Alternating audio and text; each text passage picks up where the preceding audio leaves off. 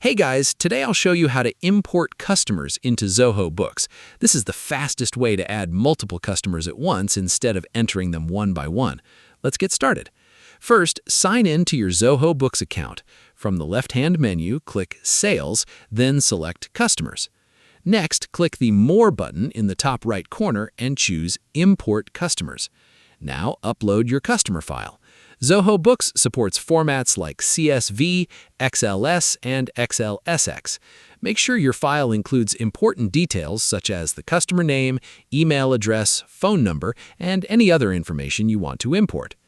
After uploading the file, match each column in your spreadsheet with the corresponding field in Zoho Books. This ensures your customer information is imported correctly. Once everything looks correct, click Import. Depending on the number of records, the process may take a moment too. When the import is complete, open your customer list to verify that all of your customers have been added successfully.